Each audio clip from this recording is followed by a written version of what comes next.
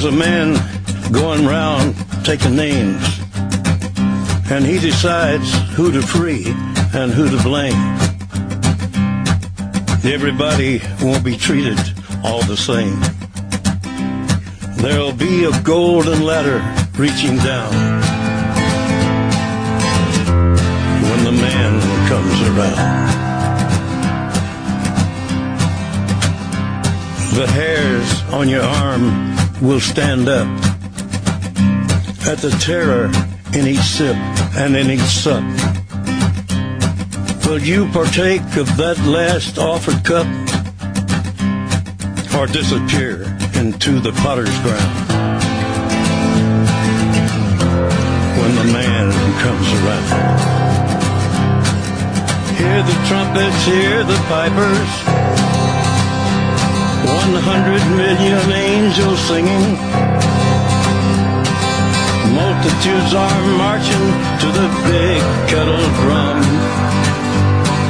Voices calling, voices crying. Some are born and some are dying. It's Alpha and Omega's kingdom come. And the whirlwind is in the thorn tree. The virgins are all trimming their wicks. The whirlwind is in the thorn tree. It's hard for thee to kick against the pricks. Till Armageddon, no shalom, no shalom. Then the father hen will call his chickens home. The wise men will bow down before the throne, and at his feet they'll cast their golden crowns when the man comes around. Whoever is unjust, let him be unjust still. Whoever is righteous, let him be righteous still. Whoever is filthy, let him be filthy still. Listen to the words long written down when the man comes. Bueno, empezamos en este último día de la semana de la máquina de pensar aquí en Radio Uruguay 1050M, escuchando al gran Johnny Cash. En algún momento vamos a tener que dedicarle una semana a este hombre, o por lo menos vamos a tener que ponerlo de cortina musical de la semana. Es Johnny Cash, es sacado, extraído de la película El Amanecer de los Muertos del 2004, esa película dirigida por Zack Snyder y que es el remake de una película de George Romero.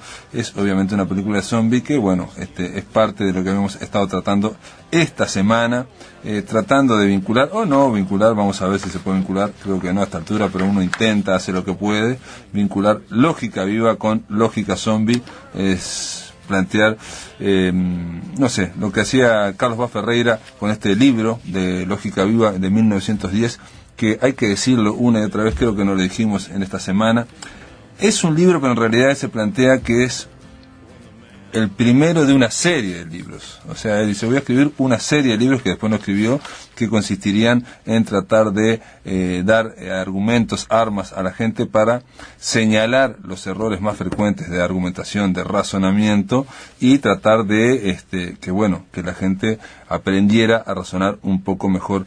Pero era lógica, y era lógica viva, porque eran errores frecuentes que se daban no solo en los diarios, no solamente en los libros, sino en el habla de las personas, en el habla cotidiana, cuando uno intenta razonar. Por ejemplo, uno de los errores frecuentes que decía, y que uno lo ve constantemente, es cuando un grupo de gente quiere hacer algo, solucionar un problema, y empiezan a hablar de la cuestión práctica del problema, y cuando empiezan con la solución, dicen, sí, pero no sería mejor tal cosa, y ahí otro empieza a hablar de lo que sería ideal. Entonces empieza la solución real versus la ideal, y ahí se empieza a complicar todo. Él le llama cuestiones normativas y cuestiones explicativas. De eso vamos a hablar hoy en La Máquina de Pensar, en el segundo y tercer bloque, con dos especialistas en Carlos Bá Ferreira. Pero ahora le doy la bienvenida. Antes tengo que decir que en La Máquina de Pensar está dirigiéndose, nota la mano segura en el control de emisión de Mateo Somar, y el flaco Germán en la puesta a punto. Ahora sí, le doy la bienvenida a Mariana Casares. ¿Cómo andás, Mariana? Bien, buenas noches. ¿Cómo andás? Se tuvo que aguantar, pobre, toda esta introducción que hice yo. No, pensé que me ibas a preguntar sobre Carlos Bá Ferreira y ya estaba por escaparme. Mariana Casares, la invitamos porque tiene un proyecto, lanzó un proyecto de taller literario que se llama Escrito con el Cuerpo, cosa que es un bello título para un taller literario, ¿no? O para lo que sea, me parece muy llamativo, pero aparte en que intenta motivar la escritura creativa, o sea, en relacionar la escritura creativa con las herramientas del contact improvisation, que fue por lo que estuviste la última vez aquí, ¿no? Sí, en la radio. ¿Cómo es esto, Mariana? Porque es un taller muy acotado y que va a ser incluso acotado en el tiempo, durante 2 meses. ¿Cómo es que se te ocurrió o querés hacer esta experiencia?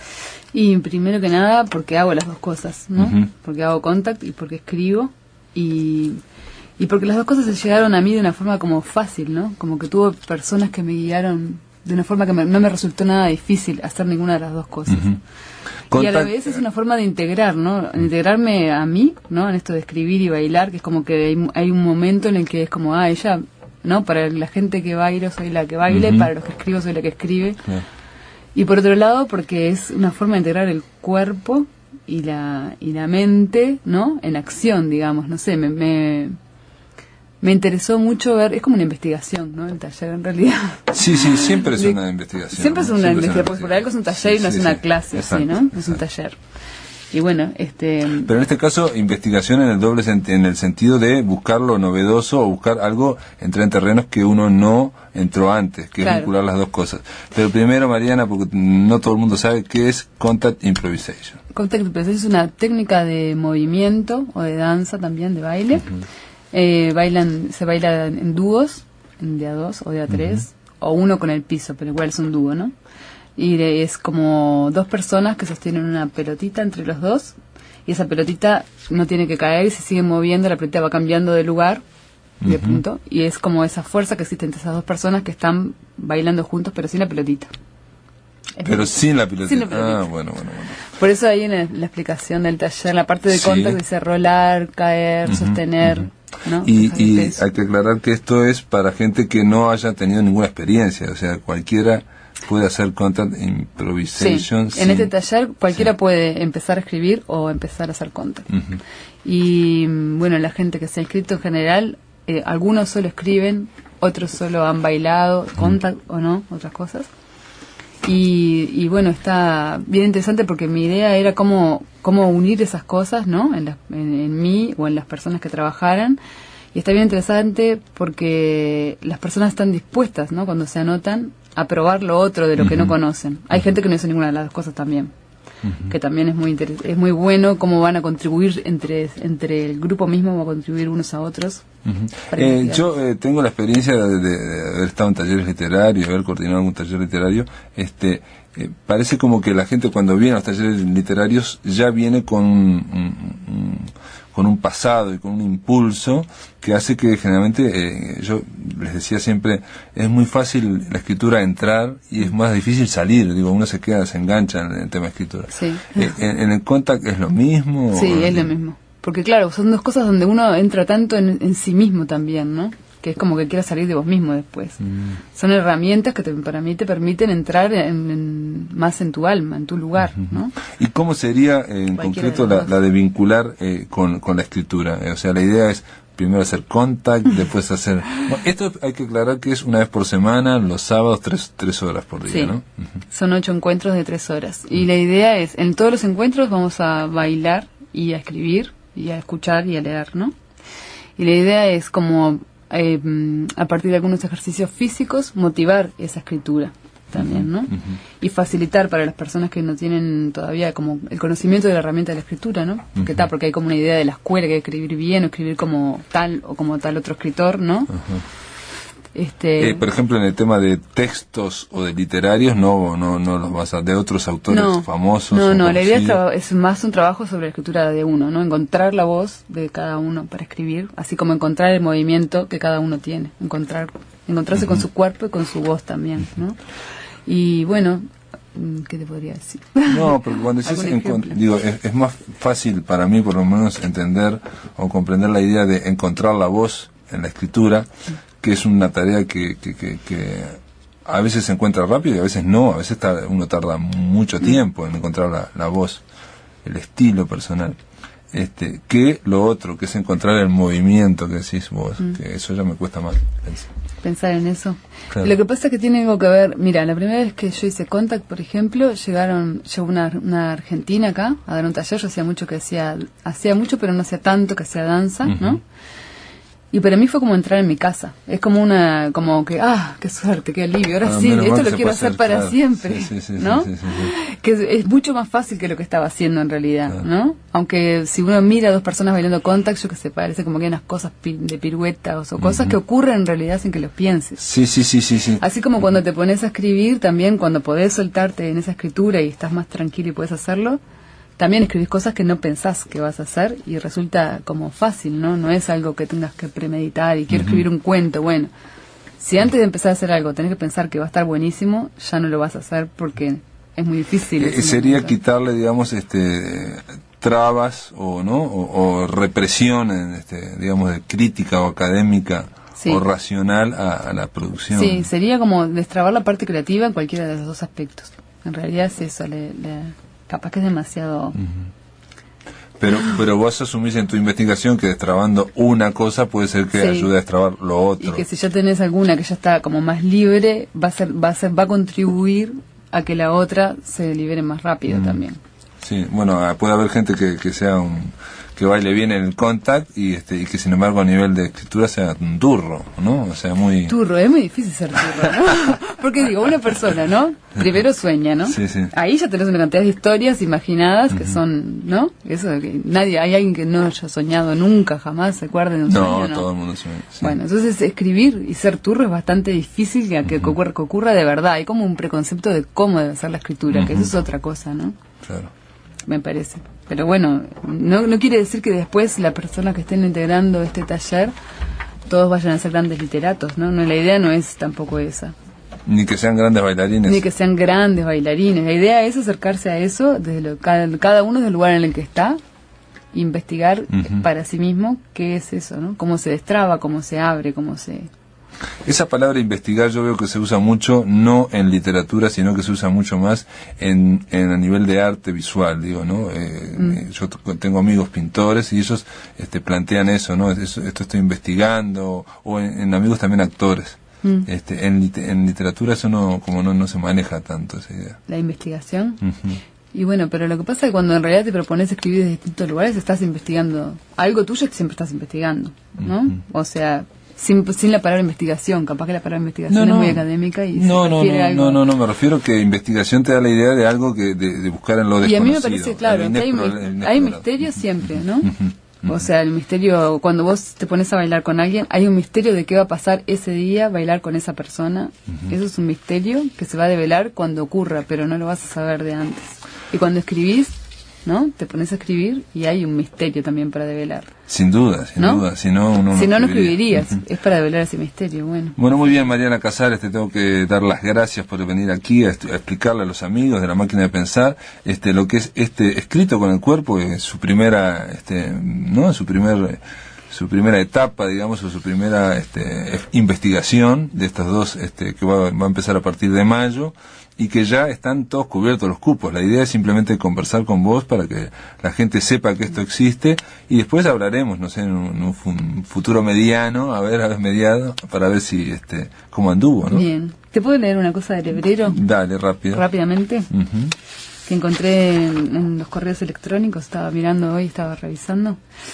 Una cosa que me escribió él, ¿no? Que decía, las ideas son muy finitas, pero por suerte no se escribe en base a ideas, sino a vivencias, que siempre se pueden conseguir, a veces en una mesa de saldos a mitad de precio.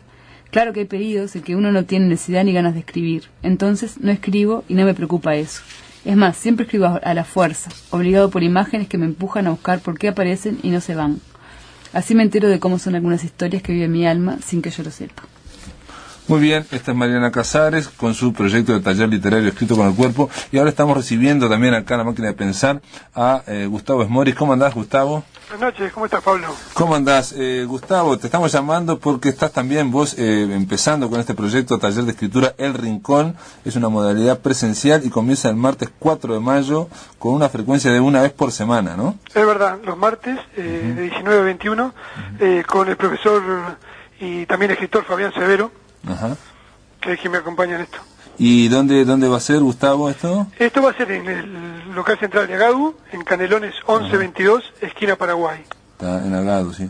Y bueno, todos aquellos amigos y amigas que quieran vincularse con tu taller, nosotros yo les doy el taller elrincón@gmail.com. Esa es la consulta. Esa es una, y si no, por los teléfonos, no sé si... Sí, 409-8472 y 509-2920. Cualquier cosa, amigos y amigas, pueden llamar aquí a hablar con el Flaco Germán, que tiene toda la info. Simplemente una pregunta, Gustavo, ¿cómo encarás vos este taller, este proyecto tuyo? Bueno, este proyecto con Fabián lo encaramos, digamos, más que nada pensando en crear un espacio para compartir el gusto por las letras, un espacio para el encuentro personal y, bueno, la reflexión sobre el acto creativo, ¿no? Básicamente sería eso. Y el funcionamiento es un texto que se analiza y actúa como disparador, y a partir de ahí se escribe, y bueno, nosotros damos también pautas teóricas, pautas de corrección y hacemos una devolución del texto corregido, ¿no? También hay que aclarar que tanto Fabián, bueno, vos también, son poetas y también en tu caso son narradores. Digo con esto porque no todos los talleres literarios abordan el tema de la poesía. Hay muchos que son solo de narrativa, ¿no? No, esto va a ser tanto de poesía como de narrativa. Muy bien, y puedo decirle el costo también, 600 pesos mensuales. Ahí está, 600 puedo decirlo, ya lo dije. Ahí está. Es un buen dato porque pensamos que estamos en un precio bastante accesible. Sin duda. Y quería decirte algo más, que tenemos también una alternativa virtual para aquellas personas que tengan problemas de horarios o que no vivan en Montevideo, y que el funcionamiento es básicamente el mismo, pero a distancia, digamos, ¿no? Ah, mirá, un taller literario virtual. Ahí está. Que ya está funcionando y con mucha gente. Bueno, muy bien, queda planteado, Gustavo, taller de escritura El Rincón. Esto comienza el martes 4 de mayo, va a ser una vez todos los martes de 19 a 21 horas, ahí en el local de Agadu. Fabián Severo y Gustavo Esmoris, y bueno, ya están hechas las presentaciones. A los que están interesados, o bien llaman aquí a la radio y hablan con el Flaco Germán, o bien escriben a el correo que se llama tallerelrincón todo junto @gmail.com. Ahí está. Bueno, Gustavo, te mando un abrazo. Bueno, igualmente, muchísimas gracias. Bueno, continuamos después de la pausa con La Máquina de Pensar. En el aire de Radio Uruguay, La Máquina de Pensar.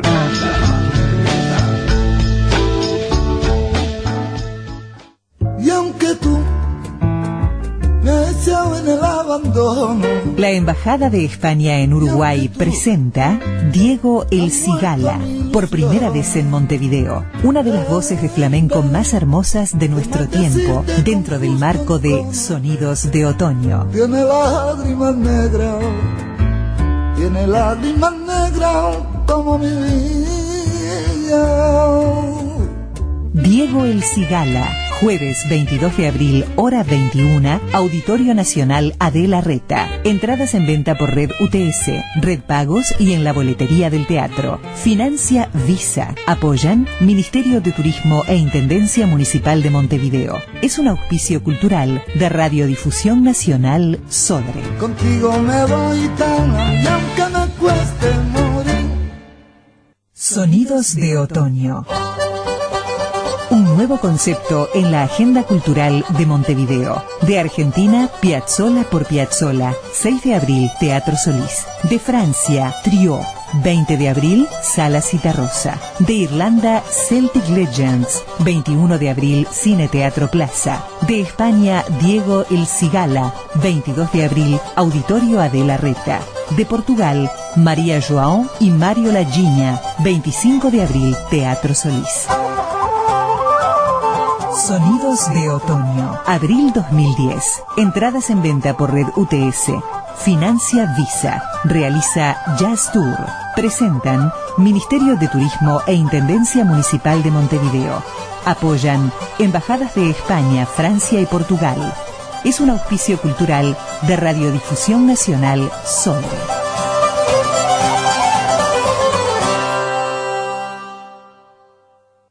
Somos Radio Uruguay, 1050 AM, Montevideo, Uruguay, y su repetidora 103.9 FM en Colonia.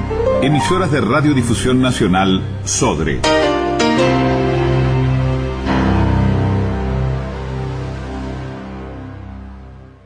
Atención, charlas, entrevistas o columnas que te perdiste o que querés volver a escuchar, las encontrás en el blog de La Máquina de Pensar. Ingresá a piensamáquina.blogspot.com y bienvenido al corazón de las palabras.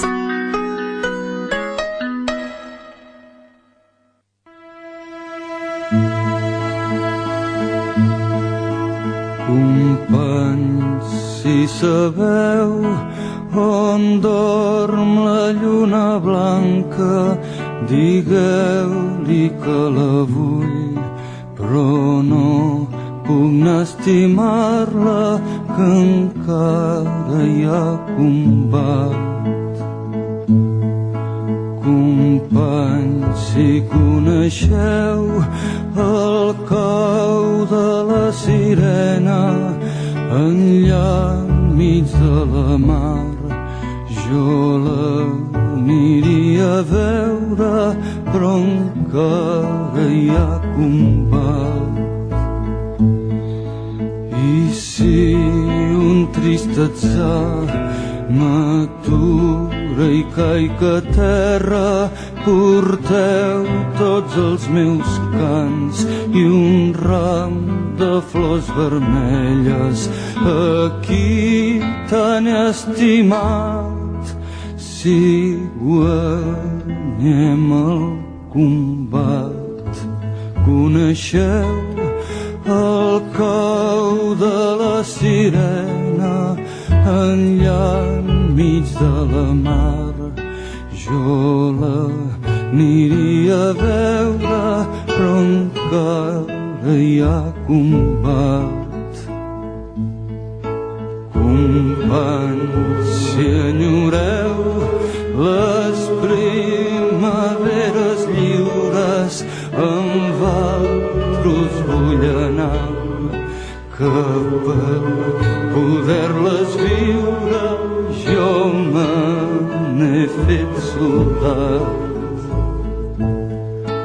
I si un trist atzar m'atura i caic a terra, porteu tots els meus cants i un ram de flors vermelles a qui tan he estimat, quan guanyem el combat.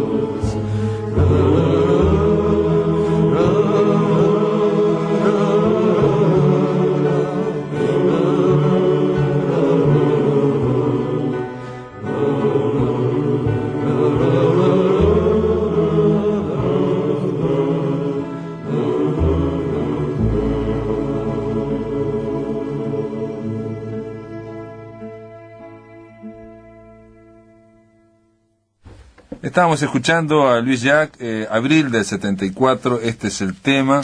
Obviamente Abril del 74 se refiere a Portugal y tiene que ver también con la patria de Luis Llach, que en este caso es Cataluña.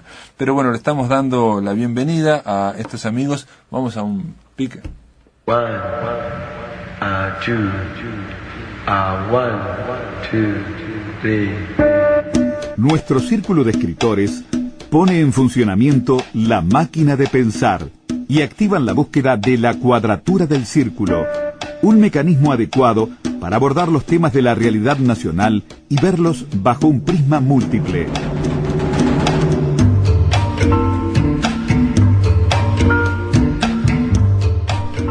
Muy bien, estamos recibiendo aquí en este espacio que hemos llamado Cuadratura del Círculo, la Cuadratura del Círculo, que la idea es intercambiar y tratar de pensar. Estamos recibiendo a Elena Costabile. Ella es profesora de filosofía, escribana, fue docente en educación secundaria en Facultad de Humanidades, en el IPA, en el Instituto de Filosofía, y actualmente es profesora de filosofía contemporánea en la Universidad de Montevideo. Así es.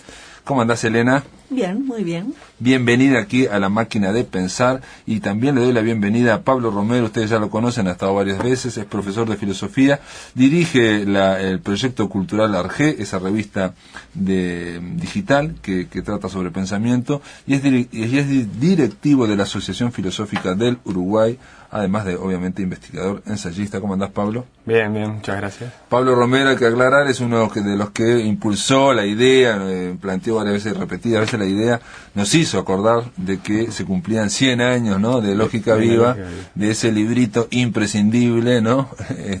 Y bueno, buscamos un hueco y lo fuimos preparando. La idea, hace 2 años, cuando se dieron los 50 años de Baferreira, también le dedicamos una semana a Baferreira, pero esta vez la idea era tratar de hablar solo Lógica Viva, cosa que no es fácil, porque a mí, leyendo Lógica Viva uno se va para otros lados también. Sí.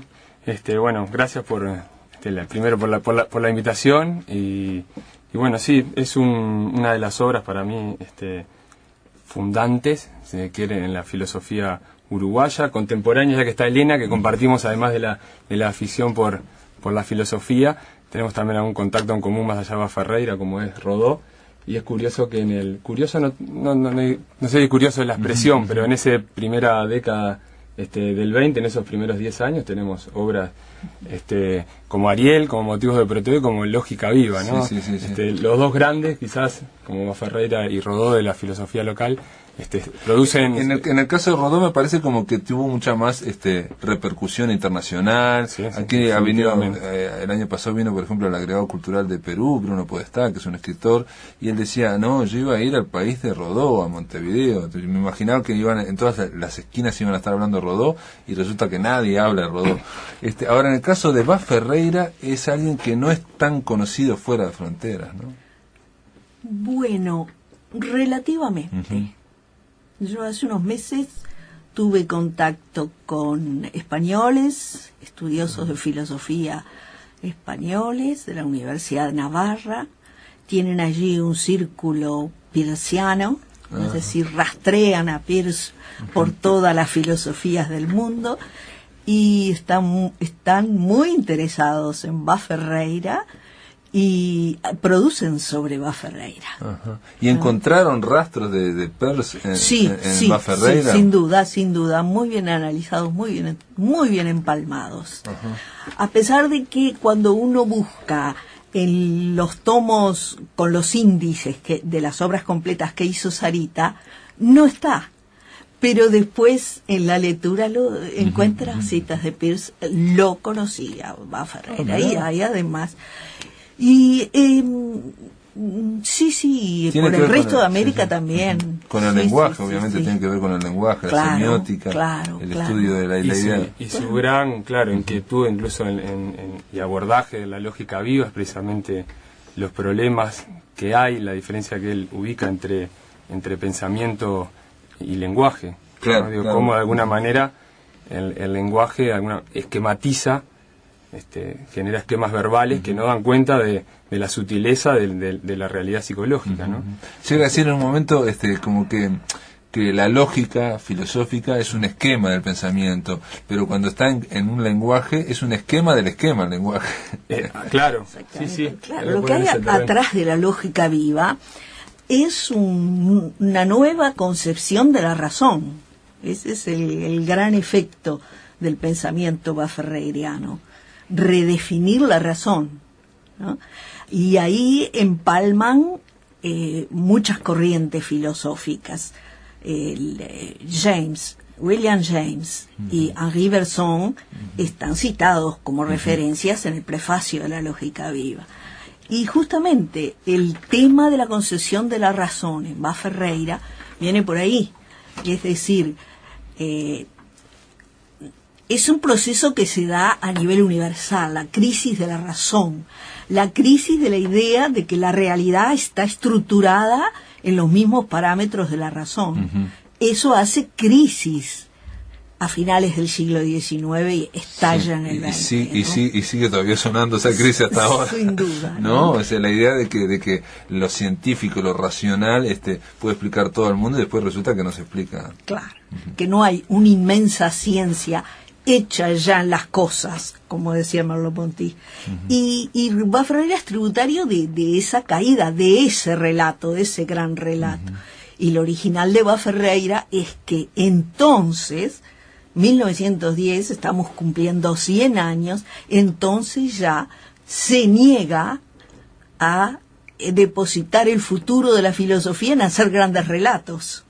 Grandes sistemas, ¿no? Claro. Es alguien rechaza, es alguien asistemático o que va contra el sistema, digamos, ¿no? Acá me gustaría, no sé, Pablo, lo que piensas, pero me gustaría hilar más fino. Dale. Porque Bois Ferreira es profundamente coherente en sí mismo. Lo están alimentando, como a todo filósofo, intuiciones que desbordan lo estrictamente racional, son intuiciones de vida. Pero si uno recorre todos los aspectos de la filosofía de Bois Ferreira, se encuentra con un sistema. Yo diría, con el mismo Bois Ferreira, un sistema para tener en cuenta, porque no lo presenta con una certeza dogmática. Esto es la verdad. Y esa era gran parte precisamente de su preocupación filosófica, que era evitar los pensamientos unilateralizados, los pensamientos dogmáticos. Y él veía, claro, los sistemas absolutamente cerrados, se daba precisamente estas cuestiones de visiones que de alguna manera deformaban la realidad. Él veía que el lenguaje tenía mucho que ver en esta cuestión. Y de alguna manera todo su trabajo en lógica viva, y bueno, gran parte de su obra filosófica, es para de alguna manera echar luz o neutralizar esos sistemas, digamos, pueden ser totalitarios. Pero es cierto que su obra, y totalizadores, su obra de alguna manera aborda tantos aspectos que uno puede decir, bueno. Él quizá era una forma muy uruguaya, digo, muy uruguaya ahora, porque en 1910 el Uruguay capaz era muy distinto, ¿no? Venía de guerras terribles, pero en un momento dice un racionalismo razonable, ¿no? No exagerar con el racionalismo, o sea, no exagerar. Sí, él habla de eso, como la razón razonable, ¿no? Pero que tiene esas formas de la sutileza. Y la obra Lógica Viva es un enfoque, un ensayo para evitar precisamente, como denunciar, desenmascarar, corregir las esquematizaciones a las que nos lleva ese paso entre pensamiento y lenguaje, ¿no? De alguna manera se presenta como una terapéutica del error, de alguna manera ha sido definida así. Yo quería un segundo, en la introducción, él define en alguna medida una cita que es bastante citada de Bois Ferreira, que dice sobre su abordaje cuál es, en Lógica Viva, él dice, bueno, es un estudio de las maneras de cómo los hombres piensan, discuten, aciertan o se equivocan, sobre todo de las maneras como se equivocan, pero de hecho un análisis de las confusiones más comunes, de los paralogismos más frecuentes en la práctica, tales como son, no tales como serían si los procesos psicológicos fueran superponibles a sus esquemas verbales. Y de alguna manera abre la puerta a lo que es una lógica de las discusiones que se escapan, obviamente, al terreno de la lógica meramente formal, ¿no? Que es lo que vos decías hace un rato, que es como el esquema del esquema, ¿no? Claro. Él llega a decir en un momento que la lógica formal es como si en la zoología se trataran con animales embalsamados, o incluso peor, con animales de cera, de eso de escuela de pedagogía, y la lógica viva es la idea de tratar con errores vivos de la cotidianidad. Ahora, un detalle, digo, por más que es muy razonable, parece un poco ambicioso primero analizar los errores que nos produce el lenguaje, y después incluso puede pecar un poco de soberbio de alguien de decir, me explico, vamos a discutir algo y que alguien te diga, bueno, Elena, ustedes están planteando mal porque están planteando una falsa contradicción, con la salvedad de que no es él el que corrige los errores, sino que lo que quiere es es guiarnos a nosotros, darnos una metodología para corregir nuestros propios errores. No creo que haya un rasgo de altanero imperio de la razón. No la escritura, el estilo es muy cercano, muy dialogante. ¿no? Muy dialogante. Yo digo en la actitud, digamos. O sea, porque, pero ¿me explico? Es decir, que esa actitud si Serva Ferreira va, pero va aparte, Romero. en verdad, más que sobre, en verdad, parte casi de una indignación, porque él en verdad ve que en los procesos de decisión que se dan en la esfera pública, en los grandes problemas ideológicos que ve la humanidad, que nos llevan a cometer constantes errores, desde guerras hasta... y repetirse. O sea, en verdad él nace de algo que tiene que ver, no tanto con la soberanía, sino con la indignación de ver cómo la gente, razonando, entre comillas, de esa mala manera, cometiendo absolutamente falsas, por ejemplo, de falsas oposiciones o falacias verbo-ideológicas, muy habituales, llegamos a puntos donde, bueno, en verdad generamos problemas inexistentes, conflictos permanentes. En verdad hay casi una actitud de decir, bueno, vamos a lanzar a la humanidad algo, a una razonabilidad que, por ejemplo, nos genere un estado de paz. Ferreira se vio muy impactado por la guerra mundial, realmente le afectó a un nivel personal, incluso importante, tuvo una crisis importante en ese sentido, y de alguna manera toda su obra, en verdad, parte precisamente de una sensibilidad y la indignación frente a cómo la gente, utilizando permanentemente esquemas o poniendo cosas que no son en verdad contradictorias, llegan a la guerra, como la guerra civil en 1904. La esfera pública se convierte en verdad en una guerra y en un lugar lleno de maniqueísmos y lugares comunes y panfletos, y bueno, en verdad era poder escapar, poder dar una herramienta teórica en un terreno que él veía que claro, que pertenecía más al de la persuasión, al de convencer, pero que se caían en esos errores que en verdad generaban en enfrentamientos, incluso generaban problemas que eran inexistentes. Sí, en general el mal razonamiento genera problemas que no existen cuando uno va a encarar una solución colectiva, ¿no? Exacto. Uno de los problemas es cuando alguien plantea, lo decía al principio de este programa, es que una solución práctica, empezamos a hablar cómo solucionaríamos, no sé, este puente o este río, no sé qué, no sé cuánto, y se empieza a superponer en el diálogo, eso es bien uruguayo, cómo sería, sí, pero a mí me gustaría, cómo sería lo ideal del puente. Entonces empiezan a haber dos lógicas. Una, cómo sería lo ideal, cómo me gustaría el puente o no me gustaría, y la otra es la aproximativa, o cómo sería la solución práctica. Pero eso se mezcla y se genera otro lío. Sí. Y en la lógica viva, en toda su obra, pero especialmente en la lógica viva, lo que yo advierto es que Ferreira hace una serie, desmonta sucesivamente lo esquemático para llegar a la plenitud de la riqueza de lo real, ¿no? Del lenguaje retrocede hacia el pensamiento. Y dice, el pensamiento es mucho más rico que el lenguaje. Y en el pensamiento mismo también hace un retroceso, también hace un desmontaje de lo que es el pensamiento conceptualmente ordenado a lo que es lo que él llama el psiqueo. Es decir, aquella acción de pensamiento en la cual no está solo la inteligencia, no está sola la razón desnuda, sino que hay intuiciones, anticipaciones, sentimientos, un cierto tacto de lo real. Y el último desmontaje es hacia la realidad, ¿verdad? Porque si el pensamiento desborda el lenguaje, y el psiqueo con todas las profundidades espirituales supera el pensamiento conceptual, pero la realidad en su riqueza supera todo eso y escapa, ¿no? Entonces un poco la tarea del pensamiento es tender las redes, asumir la confusión de las cosas y buscar un camino allí. Y ser un más humilde, capaz, ¿no? Por eso, cuando tú planteabas lo de la altanería, sí, pero con una humildad de persona tan grande, y la indignación también, pero digamos, como si hay ese proyecto de enmendar los errores, y hay esa indignación también, todo eso se resume en sufrimiento para Ferreira. Porque era un hombre que sufrió mucho, Sufrió en su búsqueda, sufrió en la incomprensión del país. Elena, Pablo, si me aguantan un poco, después de la pausa continuamos hablando con Bas Ferreira y sobre el sufrimiento en particular de Bas Ferreira. Bueno.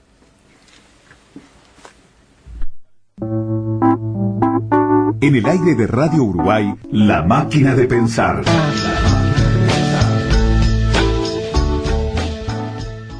Sonidos de otoño. Un nuevo concepto en la agenda cultural de Montevideo. De Argentina, Piazzolla por Piazzolla. 6 de abril, Teatro Solís. De Francia, Trio. 20 de abril, Sala Citarrosa. De Irlanda, Celtic Legends. 21 de abril, Cine Teatro Plaza. De España, Diego El Cigala. 22 de abril, Auditorio Adela Reta. De Portugal, María João y Mario Lagiña. 25 de abril, Teatro Solís. Sonidos de otoño. Abril 2010. Entradas en venta por Red UTS. Financia Visa. Realiza Jazz Tour. Presentan Ministerio de Turismo e Intendencia Municipal de Montevideo. Apoyan Embajadas de España, Francia y Portugal. Es un auspicio cultural de Radiodifusión Nacional Sol.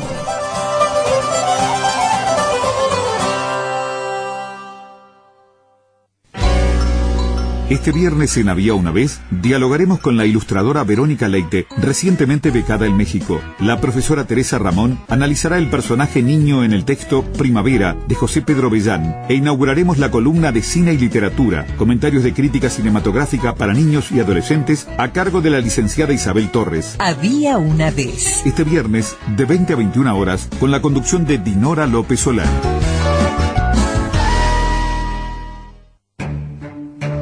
Todos los lunes, a partir de las 21 horas, Radio Uruguay abre un espacio para mirar la realidad desde otra perspectiva. Bancada femenina.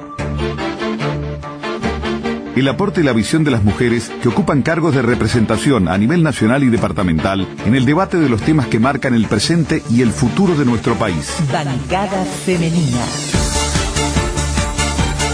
Con la conducción de Magela Camelo, todos los lunes, a partir de las 21 horas, por Radio Uruguay, 1050 AM, y su repetidora en Colonia, 103.9 FM. Bancada femenina. Con otra sensibilidad. Para todo el país.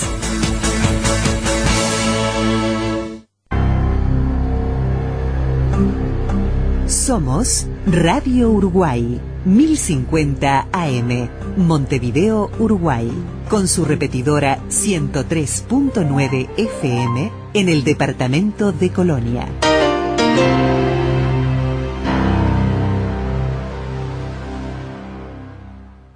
Atención, charlas, entrevistas o columnas que te perdiste o que querés volver a escuchar, las encontrás en el blog de La Máquina de Pensar. Ingresá a piensamáquina.blogspot.com y bienvenido al corazón de las palabras. Bueno, volvemos, estamos hablando con Pablo Romero y con Elena Costáviles sobre este último, sobre los 100 años de Lógica Viva. Estamos hablando sobre Bas Ferreira. Elena decía que Carlos Bas Ferreira era un hombre, más allá del filósofo, más allá del docente, que sufría mucho, sobre todo las malas discusiones, me imagino, ¿no? Los problemas que se generaban en la sociedad. Él en un momento dice que siendo director o de primaria, algo así, consejero, se había opuesto a los exámenes en sexto, algo así, y cuando se fue él, los impusieron. Entonces se plantea esos niños cómo habrán sufrido esos exámenes, quizás hasta algún suicidio, todas las molestias que se pueden tomar. Sí, realmente él era un ser extraordinariamente sensible, ¿no? Extraordinariamente sensible, que quería no solo la verdad, le preocupaba la verdad y la bondad.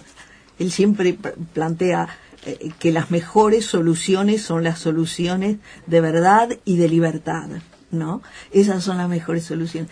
Entonces, siempre, además de su labor de escritor, de filósofo que llevaba el libro, él necesitaba estar haciendo algo por la comunidad. ya sea bajo la forma de conferencias, ya sea bajo su actuación en las instituciones educativas, fue consejero de primaria, fue decano, fue rector de la universidad, condujo la universidad con mano firme durante la dictadura de Terra, y fue fundador de Humanidades y su primer decano hasta su muerte, ¿no? Es decir, estaba vertido hacia la comunidad. Él sentía como una obligación como griega de... él en un momento dice, si yo no me hubiera dedicado tanto al trabajo institucional, que él autocríticamente decía que no había logrado tanto, se autocriticaba, hubiera escrito mucho más libros, hubiera escrito más... Claro. Entonces, en esa necesidad de hacer el bien en la comunidad donde estaba, sufrió la incomprensión, naturalmente. Un hombre esencialmente inepto para enfrentar los juegos de intereses y de poderes, ¿no? Entonces, eso le hacía sufrir mucho, ¿no? Y también sufría por ese problema de no dejar la obra consolidada que él quería, ¿no? Pero el mal tiempo, era abogado, tenía su estudio, vivía de eso, muchos hijos, ¿no? Pablo, vos planteabas que él trataba de separar o trataba de mostrar la diferencia que había entre lenguaje, ¿no?, y pensamiento, ¿no? Porque muchas veces nosotros tenemos los pensamientos y no nos distanciamos de nuestros propios pensamientos, ¿no? Nos damos cuenta que estamos pensando mal o que hay pensamientos que, y él plantea en un momento que había que crear un hábito contra ese mal hábito que era pensar mal. Y eso, la lógica viva apuntaba a eso, a que la gente razonara un poco mejor, dándose cuenta de los errores y que generar un hábito. Pero ¿a vos te parece eso fácil de hacer? No, definitivamente que no. Todos tenemos la experiencia cotidiana de que a veces en cualquier ámbito de nuestra vida o en cualquier momento ya expresar a veces alguna idea que de repente la tenemos dando vuelta a la cabecita, ya se nos complica decir, bueno, ¿qué términos, cómo utilizo, cómo me expreso? El lenguaje, por ser una cuestión, por estar en un contexto pragmático, ¿no? Ahí en el que nos movemos, en los contextos lingüísticos en el que nos movemos, bueno, a veces tenemos como que allanar y caemos inevitablemente, perdemos un poco de esa riqueza en caer en ciertos esquemas, incluso para poder comunicarnos. Lo que Ferreira veía que esa tendencia nos llevaba muchas veces a esquematizar a tal punto que no solo perdíamos esa riqueza, que no damos cuenta, digamos, de esa riqueza psicológica, sino que había un efecto social, cultural, un efecto en la esfera pública, sobre todo cuando se discutía algunas cuestiones que cuando se tomaban decisiones afectaban la vida de la sociedad y de la ciudadanía, en que estos generaban cosas muy graves, ¿no? Él tomaba por eso en Lógica Viva aparecen desde recortes de prensa hasta libros que circulaban. O sea, él decía, bueno, eso está no solo en las discusiones más ordinarias, sino en lo que genera también opinión pública. Todo el tiempo vemos como cayendo en esos esquemas, en verdad, estamos generando desde falsas oposiciones, que me parece que es una de las... falsas oposiciones, o sea, falsas contradicciones, poner cosas que son complementarias, ponerlas como contradicciones. O sea, a los dos, como filósofos, como especialistas, les planteo lo siguiente. ¿Cómo vieron el fallo de La Haya? ¿Cómo vieron el conflicto entre Argentina y Uruguay? Donde el fallo, Argentina dice, nos dio a favor de nosotros, y Uruguay dice, no, en el fondo nos dio a favor de nosotros. Bueno, ahí dice... Bueno, esto va a Ferreira, que esta era una de las falacias más comunes y donde perdíamos la mayor parte de trabajo pensante de la humanidad, era esto, ¿no? Tomar por contradictorio lo que no es. Por ejemplo, vemos desde el lado de los asambleístas, digamos, en Gualeguaychú, por ejemplo, una oposición del tipo Bosnia o muerte. Por ejemplo, para plantear una especie de oposición de ese tipo, de alguna manera entras en una lógica que tiene que ver con estas lógicas de lo excluyente, digo, ¿no? A o no A. Digo, no, que era un poco lo que criticaba Ferreira, contra lo que él lucha a través de su obra, particularmente desde Lógica Viva. Bueno, la realidad y los problemas son mucho más complejos y bueno, para entrar en una discusión que zanje de alguna manera esta cuestión, tenemos que evitar esas lógicas excluyentes. Entrar en ese terreno, por ejemplo, Bosnia como significaría, ¿no? Vida o muerte, Bondi o muerte. Digo, es muy difícil salir. Baferreira obviamente va por otro camino que requiere otra sutileza. Por ejemplo, contamina o no contamina, y ellos dicen que igual, que aunque la Haya diga que no contamina, dice no, se va a ver dentro de 10 años que contamina. Ah, sí, bueno, ese ya es un grado también. Implica otros problemas, pero... Yo creo que el fallo de la Haya le hubiera gustado mucho a Baferreira, realmente, ¿no? Yo creo que es un gran fallo, porque han sido precisos en la letra de la ley, en este caso el tratado, pero han comprendido el fenómeno humano que está detrás de todas las regulaciones, porque las regulaciones se hacen para encaminar del mejor modo posible la vida humana, ¿no? Y en el fallo, en el mismo hecho de no sancionar a Uruguay con el pago de una indemnización o eventualmente desarmar la planta, ellos han visto lo que consideran una irregularidad, cosa que también puede discutirse, pero es la Haya, el Tribunal Internacional de Justicia. La ven en la perspectiva de pueblos que quieren desarrollarse, que quieren avanzar, que quieren atraer la inversión. Es decir, nada de eso lo dicen. Por eso se habló algo salomónico, o sea, le digo a uno y le digo al otro. Sin duda, puede ser, sí. Es un gran fallo, el fallo. Aunque nos ha dicho que nos portamos mal. Claro, formalmente. Después también se planteó, y hoy leía que Lanzaro decía, guarda que al decir que lo del Uruguay es solamente un fallo formal, en cambio lo de Argentina es de fondo. O sea, Argentina no pudo probar que contamina. En cambio Uruguay, de última, lo probó que no contamina. Y él decía, guarda porque Uruguay, lo formal es tan importante como lo de fondo. Sí, sin duda. El problema de la contaminación está abierto, es decir, no se ha demostrado que contamina ahora. Al momento. No, pero en ese sentido creo que Uruguay ha estado bien orientado en su disponibilidad a que vengan y revisen. Monitoreo conjunto. Monitoreo conjunto que se ofrece desde el primer momento, desde antes y que ellos se negaban al monitoreo conjunto. Eso es otra de las cosas, de negarse a saber. Claro, también, ¿no? Claro. Sí. Claro, esto requeriría, y siguiendo también un poco a Ferreira, claro, como un ámbito que supone también una cierta, hablábamos, Baferreira en verdad, además de sufrimiento, él tiene como una ética de la comunicación. Hay algunos trabajos, por ejemplo, me acuerdo de María Gracia Núñez, que van en el sentido de vincular Baferreira con Habermas, y me parece que es muy logrado en ese sentido. Es poder instalar, dentro de esa lógica de las discusiones, supone también una ética de la comunicación, en donde uno se sienta de alguna manera a dialogar o a llegar a acuerdos con el otro, no solo con el afán de triunfar, digamos, por sobre el otro. Y esto requiere alcanzar, sí, una idea de verdad, pero es una idea de verdad consensuada, mucho más compleja que las que salen de las visiones unilateralizadas o fanatizadas o dogmatizadas. Entonces es difícil pensar en mesas de acuerdos en donde hay posiciones absolutamente unilateralizadas, cerradas. Es poder alcanzar, porque el afán previo, por eso para Ferrer era tan importante poder, como adquirir ese clima de sensibilidad que se requiere para poder alcanzar la verdad, ese tipo de verdad que se da en un contexto, en un juego de lenguajes, ¿no? Pero que requiere una ética. Y esa ética es una sinceridad también.